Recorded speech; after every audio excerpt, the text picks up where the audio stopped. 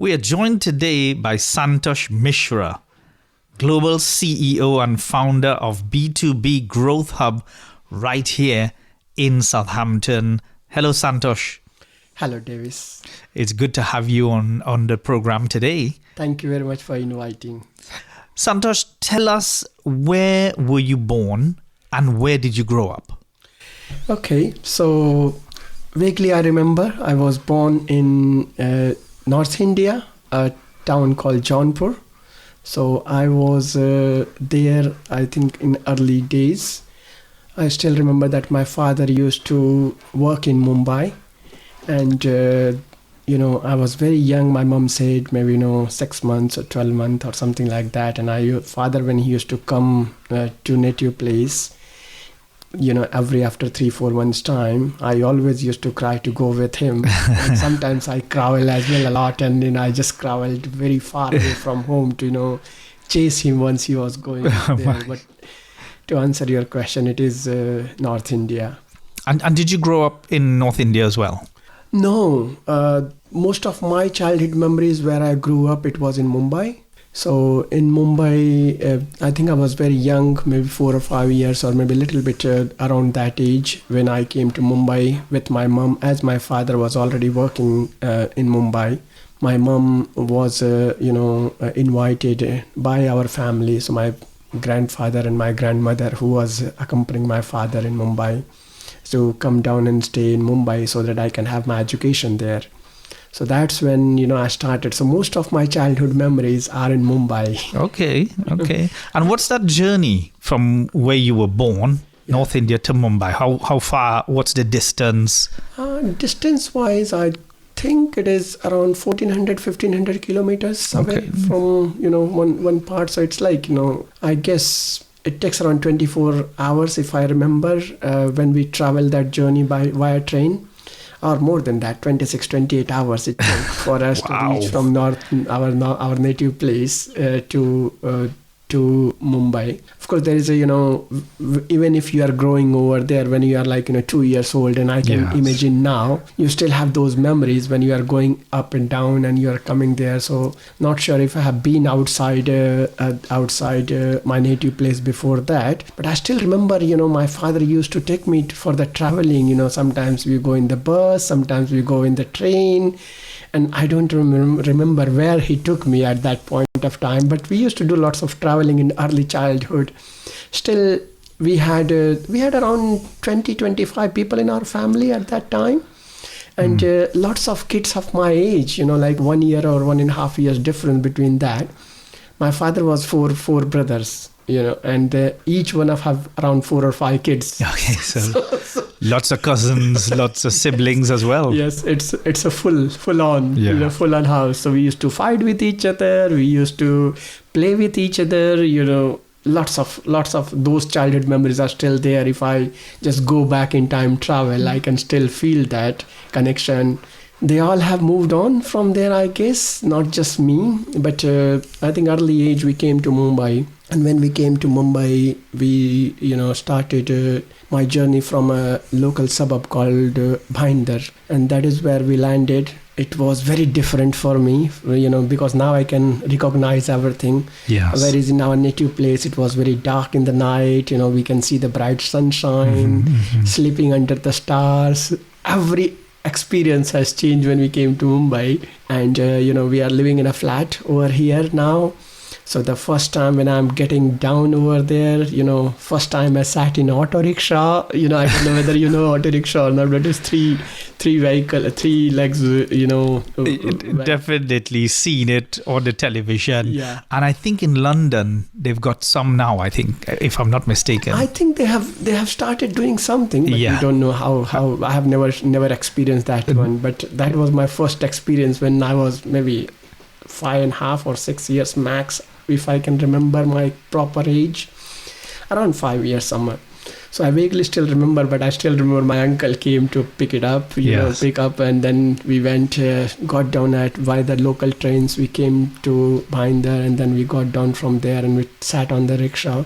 And then we head to this flat, and when I went inside, it was completely bright by tube lights, and the whole flat was well lighted. And I was like, wow, this is good. It's like there is no darkness here. So that's where we started my journey, which I can remember properly. So Mumbai's city. It is. That's what you're describing, and the contrast to where you were born. Yeah. More the countryside. Yeah. It is. Yeah. Well, it was. Pretty much. We used to. So we have got, and funny enough, in my native place, I went to my native place couple of years ago after 24 years. Wow. So never got a chance when we came to UK. We never got a chance to go back to native place, because max which we do is we go to India, Mumbai, spend a week over there and then come back. Right. So to plan to go to native place takes a bit longer time, and we don't have that time nowadays in our busy lives. Right, because it's a different journey as well. It is. Yeah. And so I went there after 24 years time, and when I saw that, my grandfather, he built this 24 storage blocks over the 3 floors. That building is still intact over there. We have got lots of fields, farms over there, which is still there. And when I went over there, I can recall and recognize everything where we used to play in the fields. We used to run around over there, and all those memories you start living again. So it is a countryside, very nice experience, but at the same time, Mumbai is altogether very different experience as well. And did you go to school in Mumbai as well? Secondary school, college, university? My entire school education has happened in Mumbai. Okay. So initially, when I came to, and that's another funny story. When I was with my mom, most of the time I used to spend with my mom. And what my mom used to say was that, when she's cooking food, and I was maybe 2 years or 2.5 years, I used to go and sit with her. And she used to ask me to just, repeat the tables maybe, with her while I was very young. Or maybe, doing some kind of, alphabetical reading or something. So what has happened during that period, even though I was not going to the school, I started picking up a lot of things, educational point of view. Yeah. I started reading book. And as I said, we have got lots of cousins and, siblings over there. One of my cousin, he was in year 10, another was in year 8. And when they used to come, I think I must be 3 or 4 years at that time, they used to say, Santosh, come here. I will show you how to do this, and they started showing me the additions, multiplications, I think before I started going to school, I was able to look at their year 8 and year 9 problems, start looking and analyzing them as well at that point. So when I came to Mumbai, my maternal uncle, he came to see me, and, he spoke to my mom, and then, I was doing something over there, and he said, Chanda is my mom, so that's, her full name is Chandravati, but everybody call her Chandra in short. Mm-hmm. So he said, Chanda, you know what, this boy, he's very bright, and I'm going to take him with me to my place, and then I'll take care of his education. Now, other thing was that my maternal uncle, he was a military retired person. So he's an ex-military person, and after that he became a teacher. Okay. So when he came over there, he said, I'll take him, and he got me admitted in a suburb called Malad, where my entire education, primary and secondary education, happened over there. So not secondary but primary education, up to year GCSE levels over here, happened in with my maternal uncle, away from my father and mother, But we still used to go there to meet it's like a half an hour distance from Bhinder to Malad, and I still used to go there maybe every alternate weekends, or maybe sometimes after a month. But my father, when he was going to hotel on the weekend, what he used to do, he used to come down over there at my maternal uncle's place, take me over there, and then take it with them to spend the weekend with them. So it was a split experience between the two sides, or I can say two father figures for me. It's interesting, isn't it? Because a lot of relatives and uncles helping to make life easier in some ways, right? Yeah, I think what has happened in that case, my maternal uncle, he said that, I can see that he's a bright kid and I can see what he's doing and I don't want him to go in the wrong direction. So I will take him and I will take that responsibility. In what was happening in old age, I think when people say something, they used to commit to that and they used to fulfill that. Absolutely. Which is missing nowadays. People just say and they don't do it. So credibility is getting lost nowadays. Sure. And I think it is all the environment as well. At that time, when I see now, if we go to Mumbai, there is a little change. Not only in Mumbai, everywhere and globally, people are more concerned about themselves. Earlier, when I remember my childhood, it was more of helping everyone. That was the sense which was floating around everywhere. So since he committed that, and I was not even aware of that, my mom said that this is what your uncle used to say, and then he came and then he took you over there. But the second time when he came to Bhinder at Mummy to meet my mom, he said to me, do you want to come to our house? And I was excited as a kid. Yeah, why not? We have to go in train now again and then explore that journey. So I said, yes, I'm excited to come. So we went over there. And then from there, when I went to Malad, I think in a week's time, we spent there are 3-4 children over there as well. So, we started gelling along. We started playing a lot. And then he said, okay, let's go to school. And I was thinking, okay, let's go then. And he asked me to sit down on the cycle. So I sat over there and then he went to the school. He enrolled me into the school. And then since now I'm enrolled in the school, I never came back to my parents till GCSE level. Once I've completed GCSE, then I went to, again, my parents. So good motivation and good leadership, good adult role model as well. Yeah, I think he definitely, so from my point of view, these are the two figures which has always inspired me. So my father, he was more of, getting into the, business side of it. He was more looking towards, running his own hotel. I still remember my father, when, again, after a year or so, when I came back and my Mamaji, we call Mamaji, he took me to the Malad. And then in the holidays when I came, my father took me to his shop, or the hotel. Yes. And, for a day, so it was kind of, I went with him and then we came very late night. He used to come back. He used to leave around, say 6 o'clock in the morning and used to come around 12 o'clock in the morning, say, for example. So, I went over there and then, he asked me to just go there. And lots of film stars used to come to that hotel. It was in a Chembur area, which is quite prime area. So his hotel was over there. And we saw, some of the film stars. I think it was Raj Babbar and, a few other people. They came there and they, and they sat down. They had some food over there. And I was thinking, oh my God, this is good. Because when I came to Mumbai, another experience which was there, my grandfather, he said, okay, let's go and watch movie. And I'm thinking, what is movie now? And I went, he took me, to the place where my grandfather also was having a shop. So he was having a dairy farm. So, he was having that shop over there, and behind that we had the television set. So, he said, okay, let's start this movie. So he started that movie. And now I'm wondering, how come these small people, the people become so small and they are inside the TV, and why they are not coming out of that? so that was my first exposure to television. Santosh,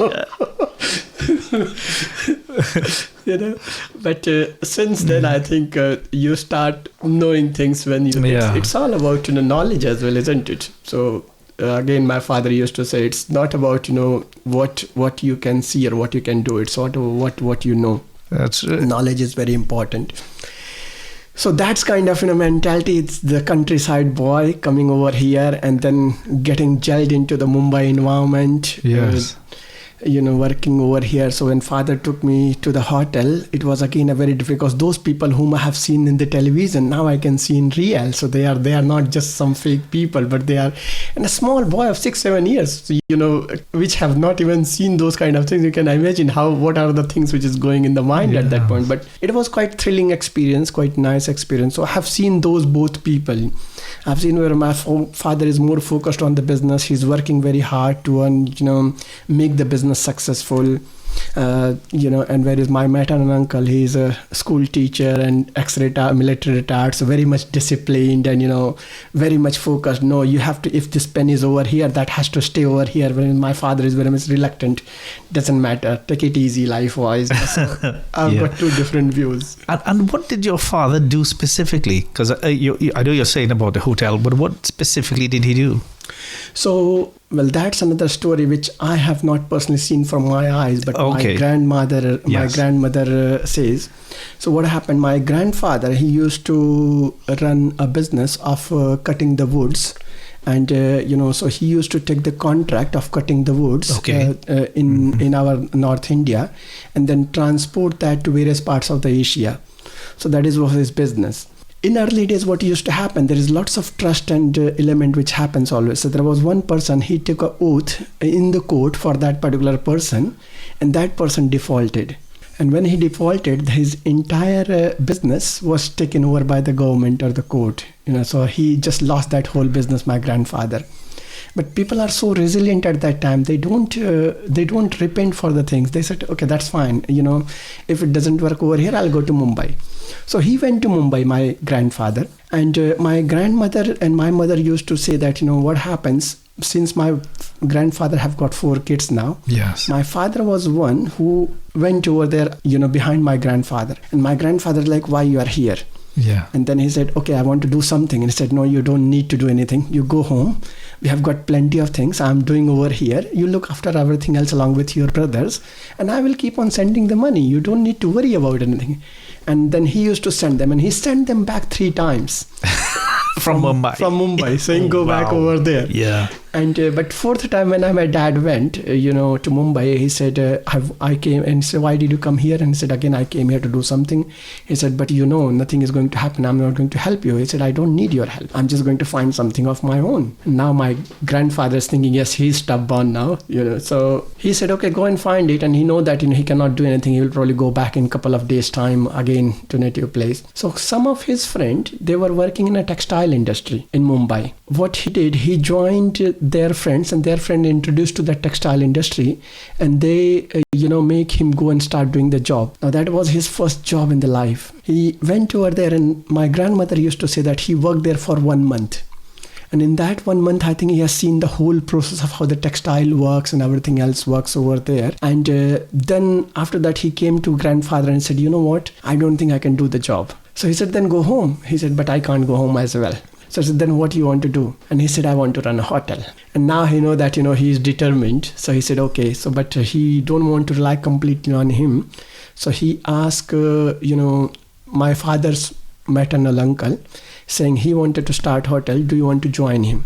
And he said, yeah, that's fine. So they both joined that hotel together. And they started Kashi Dairy, which is called, in Chembur. And that's where his journey started. So that I think he ran for around 6 to 8 years or 10 years, maybe more than that. I think I was in year 8 when he left that hotel. So it was kind of, good time he spent over there. And when he went, I think, they started building that hotel and made a chain of hotels. So it becomes, I think, 4 or 5 hotels in Mumbai they made during that time. Did your mom work at that time as well? No, my mom has always been housewife, and still she is a housewife. And when did you and your parents leave, or did you leave Mumbai alone? Mumbai-wise, I think to cut the story short, I did after my graduation, I did my post-graduation. Again, one of the technical college in Mumbai called Father Agnel. So I did it from there. I started doing at that time, after my post-graduation, I joined Johnson & Johnson and my entire education has been in technology. Okay. So, I graduated over there, and I was having this big dream that, what I'll do as my other, how you build the dreams is again the environment where you are in. So when we were studying, we were very 3 close friends, in the, high-tech industry, and they were all dreaming of going to US. And I said, okay, if you guys are going to US, I'll also come to US. Right. That's how we started thinking. We all had this dream that, we will join some very high-tech software companies and maybe go to US to do the job. After we have completed our post-graduation degree, one of the things which I got an opportunity and an invitation to join Johnson & Johnson, which is FMCG company, not a technology company. Right. And I was thinking, rather than me sitting and waiting for something, I'll probably just get on to it and then keep on exploring. So I went over there. It was more of an analysis job again, looking at their sales processes, purchase processes, looking at the various softwares involved into it, analyzing them, finding out what the problem is, and then integrating with their manufacturing and various different departments nationally and internationally. So it was that was the experience. So I just got along with it. Very different than the development. And whereas my other friends and colleagues, they were waiting for this opportunity where they can get hardcore development experience, but I moved on differently in different direction. I think after I left that, then I started working with some companies in US, couple of companies in Hong Kong, and it's a stepwise journey, I would say. In 2004, I got this call, I don't know from where and how they got my details, but they called me and said, hey, we have got an opportunity to work in UK. Would you like to work over there? Mm-hmm. Now, at that time, we had nothing in mind, or I had nothing in mind that I'll work for UK. I was thinking more of a US was the dream destination for every kid like me. And I wanted to be a rebellion. So when my father said that, you can run this business. So just to cut the story again, bring it back to my father's journey. When he left that, hotel industry, he was very determined and, self-disciplined person. So, with what he did was he started again going back to textile. So he became a textile trader because of his background in the textiles. Right. So, and that is where that story is linking now. So he left the textile for a month, but now he's coming back over here. So he became a textile trader. And that was when I was in year 8, and I can see how it is happening. So first sell of my life, I did it there when I was in year 8. So, so in the daytime, lunchtime period, and he said all the people who are working over there, he asked everyone to go to have lunch, take a break for a couple of hours time. And I said to him, you know what, just leave the shop open. Yeah. I'll monitor it. And he said, no, what if someone, makes some mistakes and you make some loss? I said, just tell me what is the minimum amount over here on this slab and what is the maximum I can go. So I just remembered those, range, minimum and maximum. One customer came and he said, I want to buy this. And I said, okay, this is say 25 Indian rupees. And he said, oh, no, that is too much. And I said, okay. And I have seen my father doing these techniques, bargaining, how he bargains. So I bargained in that way. And I sold that in 12 Indian rupees. And when my father came and I said, what happened? I have got this money. And he said, where did you get this money? I said, I sold this one. He said, okay. And he said, how much? And I said, the whole 12 Indian rupees. And he said, oh my God, that's good. And I said, did I make a mistake over here? He said, no, that's fine, but you charge too much. And I said, what does that mean? He said, I would have never sold it more than 5 or 7 rupees. So you have made it almost in 12 rupees. That's fine, So what you're saying is that had an influence in you taking up a job in the UK? Is that what you're saying as well? That influenced? No, I think that influence, I'm just telling the story when I become a business person, I would say. Yeah, was when you were pretty young. Well, I was 14 years old at that time. So that was my first experience when nobody's around and I'm, making a deal, So whether that deal was very small, but that happened. But yeah, so that happened. I think after that in 2003, just to fast forward in the story, in 2003, we identified that my father has, is suffering from medical reasons, and we lost him, when I was 28 actually. So, when we lost him. It's part of life, isn't it? We have to acknowledge it. Yes, At that time, I couldn't even believe that something like that has happened. But it's more kind of, we came to know that, he's no more now. My 2 brothers, they were very young at that time, like, Nagendra and Sanjeev, they were both studying, in year 10, year 11. Right. So it's kind of, in front of me now, I can see that we have got huge responsibility of making sure that they are educated, they are settled, they are married, and everything else is looking after. There is no one else to look after the family. I was married at that time. I had my son who was 6 months old now. So it's a lot of things goes into that. Quite a lot of changes taking place in a short space of time. And you get a call in 2004 about coming to the UK? Tell us a bit about that. Well, what happened, I think because of that 9 months period, my father has to go through 3 operations. And that operation was very destructive in financial terms, because in India, medical is not free. So it has put lots of pressure. And there is something called law of attraction, you can say.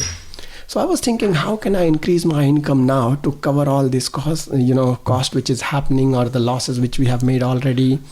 And then suddenly we got this call saying, are you interested in UK? Yes. And I said, okay, I can look into that opportunity, what it is. And they said, it's an insurance company based in UK. They wanted to, work for XYZ roles. If you are open, we can put you forward. And I said, yeah, go ahead.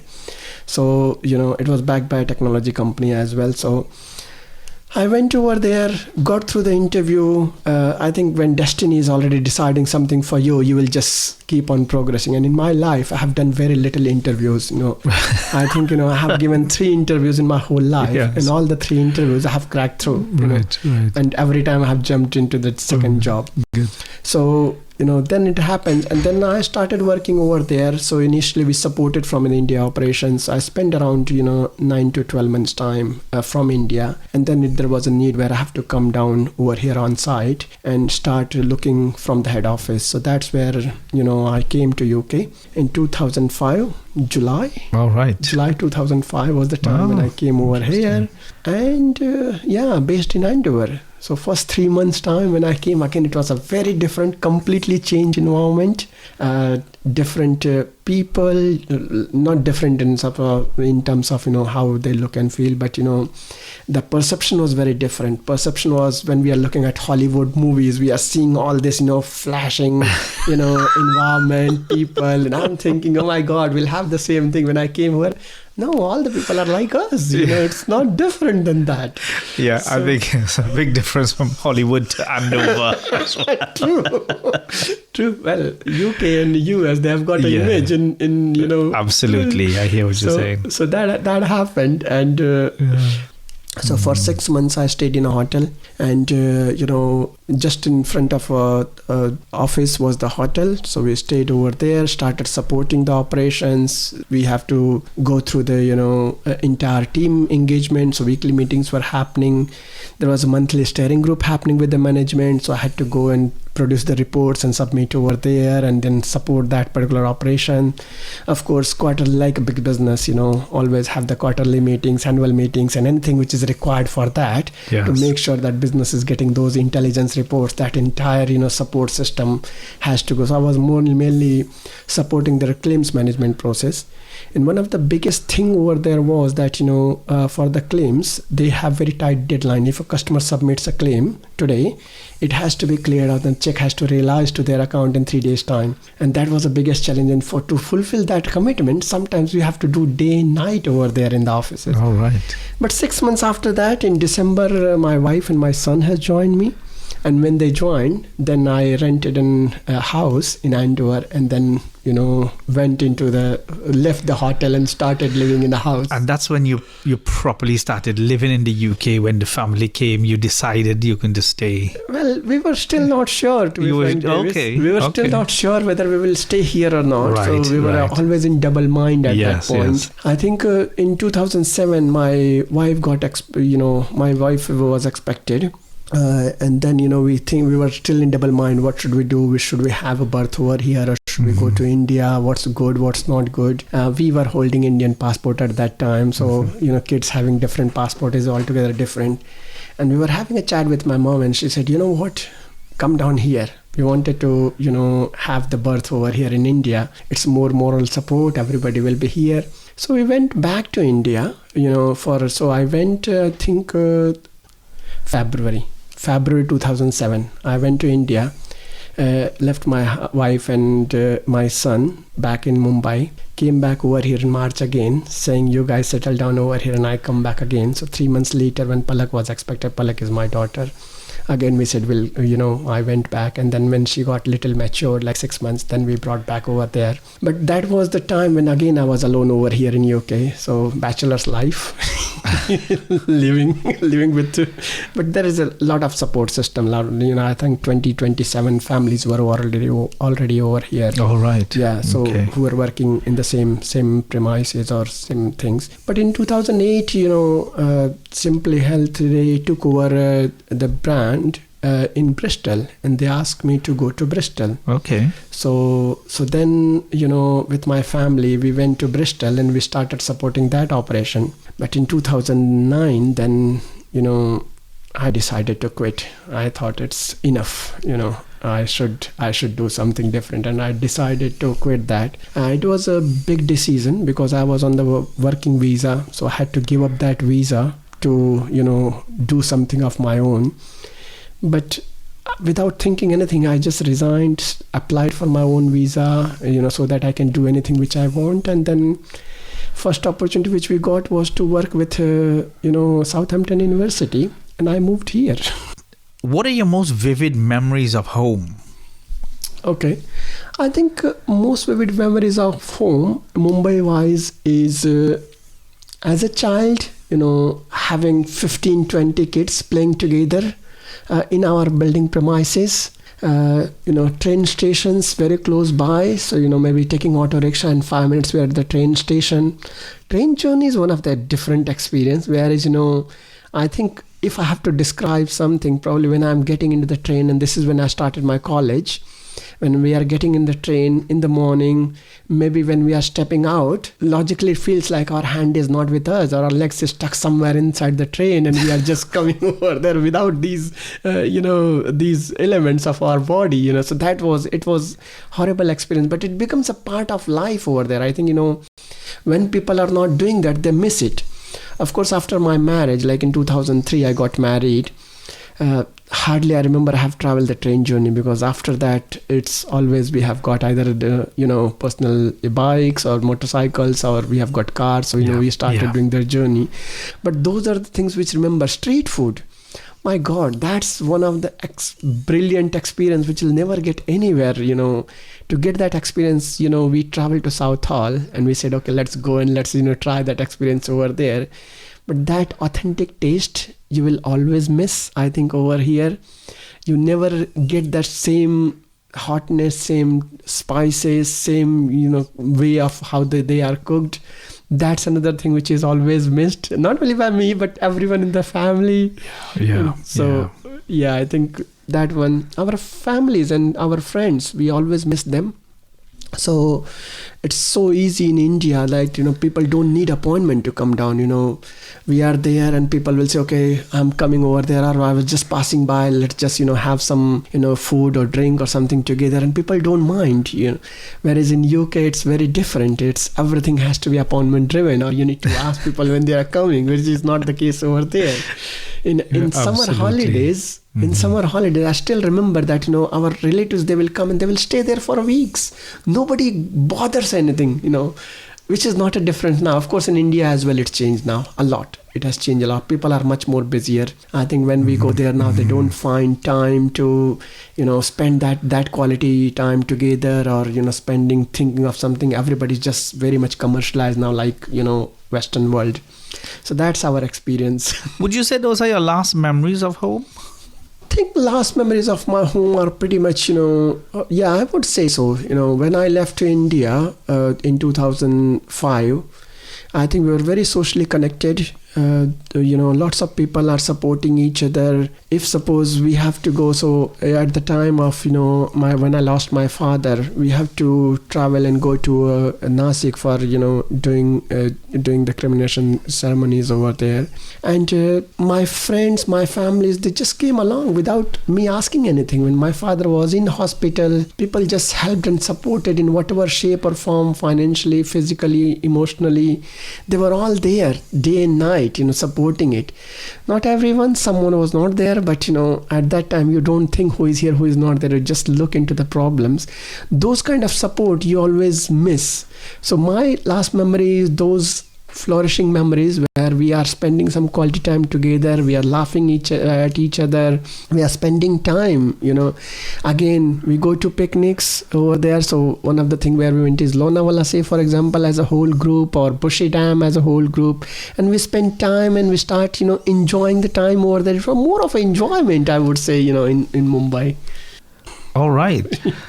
So you've had a variety of journeys, right? Back and forth, but also Andover is when you first came, and then you moved to Bristol.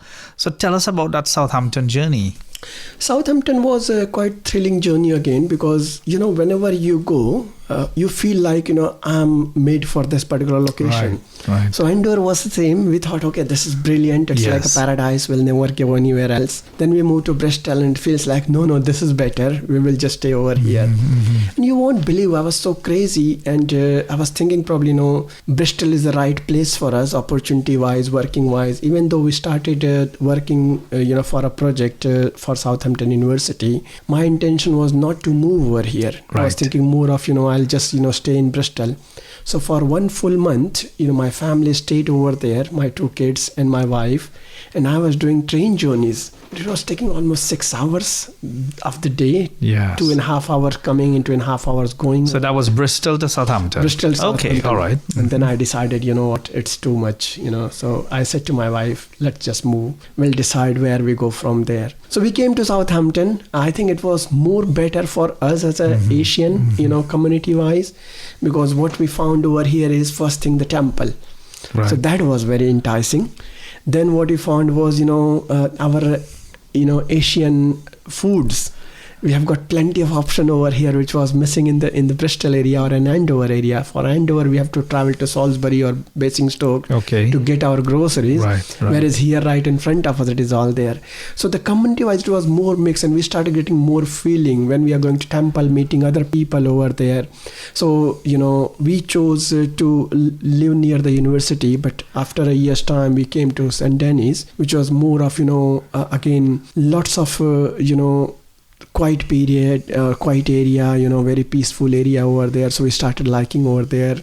Kids started, studying in St. Denis School. So that's where everything started aligning over there. And then in 2009, I also opened my office, which was in London. So I came one night and I said to my wife, you know what? I think we have got an office in London now.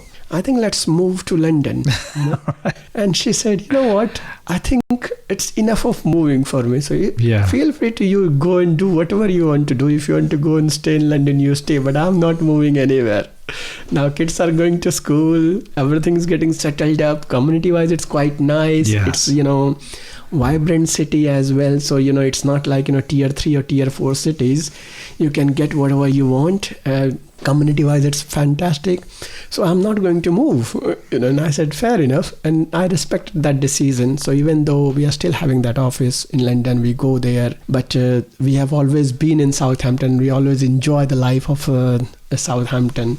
So tell me what your initial impressions of Southampton were, because it sounds as if for you it was working.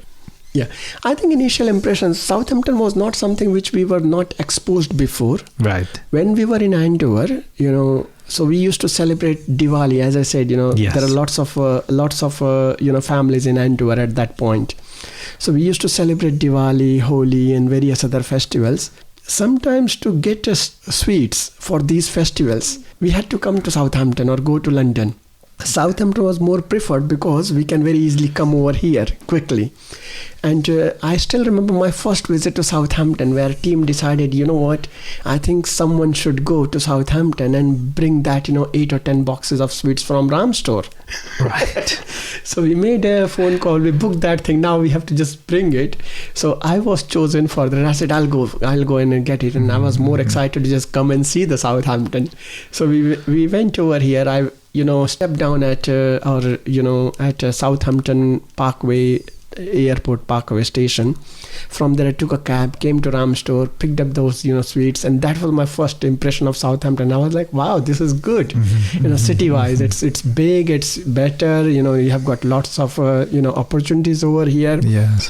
Then second time what I did, next week, following week after that, I asked my family to come down and we started thinking, what can we do over here? So there is, initially we have got this Thomas train engine. Yes. Yeah.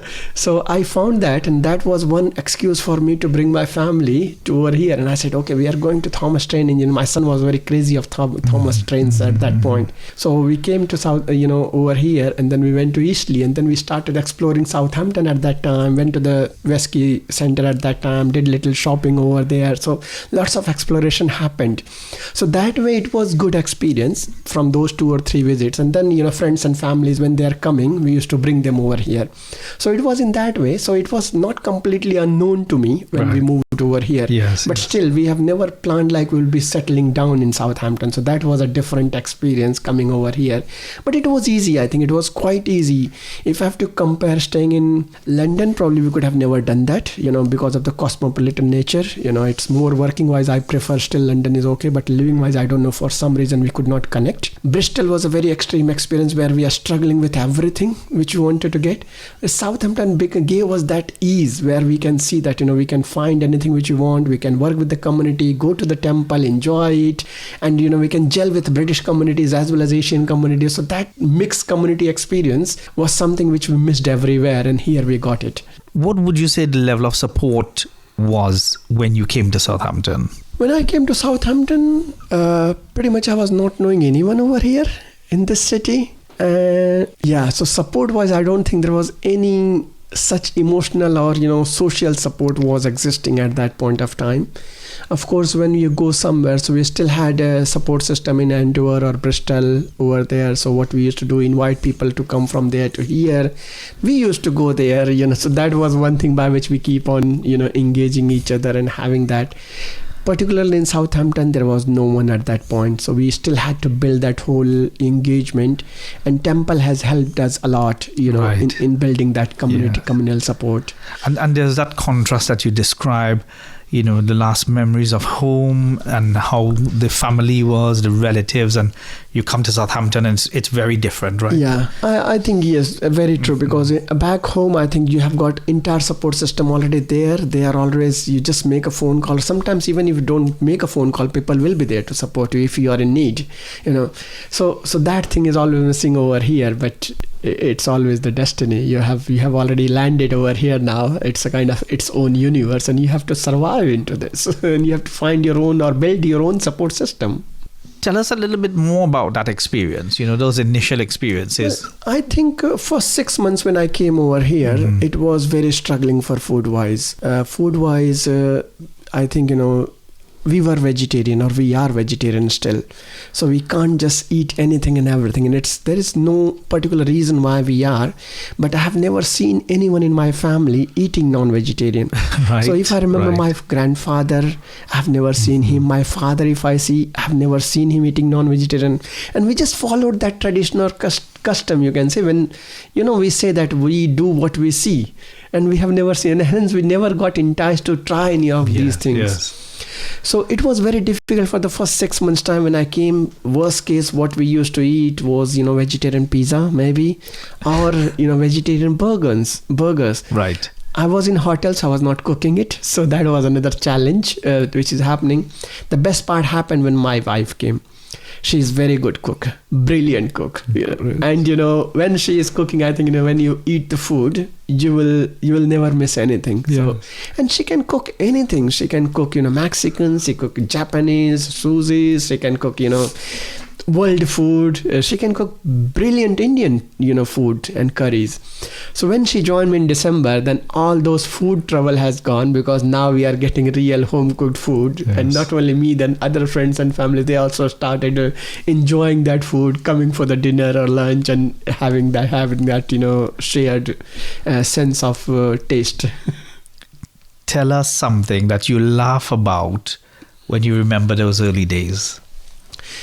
I think we laugh about silly things which happens. And when I'm talking about silly things, when we are alone, bachelor people, we are just not bothered about, anything. We are just living the life how we can, even the bottles are lying over there. And I told you about, my maternal uncle who is coming from, military background. Yeah, and that discipline, whereas my father is more relaxed kind of things and more focused on the commercial environment. So having two different sides of a life I have seen over there. But then I can analyze that over there. Some people, they are not bothered. Before my wife came, my wife is again very much particular, saying, okay, this thing should happen over there. And then she is very much systematic as well. Whereas when we are the, bachelors, it's kind of, let it flow, let it go however it is happening. So we used to have fun. Sometimes we just sleep on the settee. Sometimes we are just sleeping and laughing in the office environment. So that was another thing, I still remember that sometimes we have to work very late, maybe around 2 o'clock, 3 o'clock in the night we are there, but around 8 or 10 people in the office. And we were just thinking what to do. So we just explored somewhere and somehow to find a pizza and order a pizza and then put it over there and just eat it and have fun. And then, sometimes watch movies, over there. So it's a different story, yes. So, and you had to do the things that kept you going as well. Yeah, it's very important because, consider that in this instance, when I'm seeing that, we are working for, say, at that instance, it was very critical. Something was going live and we stayed in the office almost for 3 days, pretty much. And when you are staying there at a stretch, what you need is you definitely, need little bit break from there. So what happened, we had one room where we set up like a television over there and have some movies going on. Where is the team who was there? There is also a area where you can go and sleep. So if you wanted to break over there, hotel was very nearby as well. So, sometimes if you need a couple of hours break and going over there, but always be ready that our manager will be saying, okay, we need you now. Can you come down? So that sort of things always. But it was a fun as well. It was very much fun. My father used to say, Davis, that if you are doing a job, and he did a job for only 1 year, 1 month, but what he has seen the people who has employed. So, from that he have got mixed experience of how people, when he is going as a job, what he should feel, and when he is hiring someone, how they should feel and how he should feel. He said one thing, he said, always give more than what you get. So if you are working somewhere, and if you are getting a salary, say for example, £1,000, you make sure that you are giving at least 1,200, 1,500 pounds worth of work over there, because in that case you are not, from yourself you'll feel satisfied that you have given more. That is one thing. Employer will feel better because now they are getting something more valuable without asking. But if they have to ask for you to do something, then that's not good. So always think in that time that you are giving more value, and in that case you will always be stepping ahead with anyone and everyone, and you have already created value and you will be remembered for that. So I think even the team which we were working, it was the same. We never thought, what is our work hours or what is our thing. It was more kind of, okay, if we don't do this, what's the impact? The end impact is going on the customer. And if a customer is suffering, then that's a problem for not only us, but for the whole company as well. So that was always the sentiment. And good, interesting work ethos, right? Santosh, since you arrived, has much changed in this city and with you and your work? I think, yes. City has changed a lot. City has changed a lot. And when I'm saying city has changed a lot, I think when I arrived over here, the connectivity of the, whole connectivity has changed a lot. The road infrastructure has changed a lot, I think. Now they are building lots of one ways or, entire, 20 miles radius they are making over here. When I came over here the first time, I don't think that was there. It's more modernized. Wesky has expanded a lot. That's another good thing has happened. Something which has not changed, of course, the gym is still there. Our in Wesky, the sauna, the swimming, those are still there. So we still enjoy those things as well. Temple is still there, so that's for good. I think more communities are getting involved, so that has changed for better. More people are coming to Southampton, I feel so. So that's another good thing. So lots of food wise, variety wise, we are not struggling now. Earlier when we came over here, I think food wise, the big a big, big shops like, or the supermarkets like Asda, Waitrose, they did not have Asian or world cuisines, or items, but now they are all putting over there as a part of the whole thing. So that has completely changed. So you have got more options and more reasons to attract into the city. Business communities again connecting more a lot. We have lots of things are happening nowadays. Council is supporting a lot. So it's going better. I think it's getting good. And tell us about the impact of these changes since you arrived. I think impact-wise, you feel more vibrant, you feel more fun, you have got more options where the kids are growing and they are getting more options to get engaged. Of course, those are the things you feel more happier, isn't it? When you are getting engaged with these things, you got more options to shop, more options to enjoy the time. Parks are getting better, I think. So that's another good thing. And describe your happiest memories about the city since arriving. I think the happiest memory about the city is, I think there are quite a lot, but the first one which I will say was when we went the first time to Wesky. So that was one of the, good experience, and that made us smile. That was one. Option-wise, we got lots of option to do the shopping and food, go to the food court on the top and you enjoy that. So that was a good thing. The second was, the parks, Southampton Common, which was very nice. So we went over there and we enjoyed. When we came over here, my family, we used to go there every weekend, and kids used to go to that, small area where we have got some, fountains coming out, in the Southampton Common. So that's good part. Bird watching was another good part.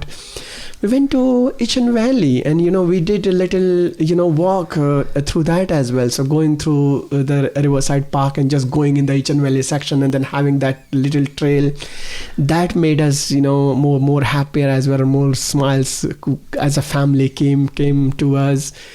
There are lots of memories and lots of things which made us happier day by day when you explore these things, and that's what happened with us as well. And it sounds really good. I brought my son over here when he was very young, of course, but we went to City Museum and then we took the whole story of Carpathia, and at that time I think he was studying Carpathia. He was a part of Carpathia group in St. Denis School. So he said, "Dad, I'm learning about this," and I said, "Okay, let's do one thing. On one of the days, probably we'll go to City Museum and we'll just explore that bit." There was another good thing which was this whole walk, the wall of Southampton. So that was good thing which we explored. Initially, when you come to any city, I think what you do is you try to find the history behind it. You try to find various elements which connects you to the whole city. Those were things which we always will remember as our first experience. Now we are used to, so even if you pass by, we don't really recall that and happening. But if you go back in the history or time travel back to that, these are the things which gets excited. And just tell us, if you could speak to yourself, arriving back in those days, what would you say you needed to know about Southampton? What I would say needed to know about the Southampton. I think one thing which I would need to know about the Southampton if I go back over there is maybe some more guidance about what are the things, where they are, which lots of things has been placed now. So we have got, City Council, which have got lots of information now. But earlier what was happening, I was relying on my work colleagues to let me know what thing is where. Also, I used to just sit in the car and start driving around every street by street, trying to explore, various different aspects of the city. So that is another thing which we have done. But that, of course, economy wise, that's not very economical. You spend a lot of money driving around. Driving around. But I remember, if you ask me, half of the city, probably I know the name of the streets of the city. I drove so much into the city at that time. So some guidance around what's where, what's not. Google was not there at that time that effective. Now we have got Google everywhere, so that has changed a lot. But when we arrived, it wasn't. It was just in the kickoff stage. So I still remember when I have to make my journeys, then I have to go to Salisbury. I went to Staples and or some shop near the Staples, and I bought that whole map, where I can I can pin down my journey and start following that routes. Yes, and then I got lost again. so those things, if there is a proper guidance, proper information about that, will be definitely helpful. I'm sure it has, I said, it has changed a lot, but I am sure there is always some space on the top to do some better work on these lines. And finally, tell me if you have a memorabilia that we will be able to use and display for the exhibition. Okay. We have got some very unique and specialized Indian dresses. So that pictures can be more give that entire history about it. Certain lockets, certain ornaments we have got, maybe something which you use to do pujas at our homes. Okay. So those can be very, very helpful. Good. So we can bring some of them for the people to remember. Bracelets, some antique items from the home, maybe we can bring that one. So yeah. Well, I have to look back into my my entire collection. Please do, Santosh. Definitely, we can bring something. Well, look, that's been fantastic. Sounds good, and we look forward to that. And I just want to say thank you. We've been listening to Santosh Mishra, who's the global CEO and founder of B2B Growth Hub right here in Southampton. Thank you very much, Santosh. Thank you very much, Davis. Really appreciate you calling us over here and I being part of this whole journey. So thanks a lot for inviting me over and really happy to be here. Thank you very much, you and the Unity. Thanks again.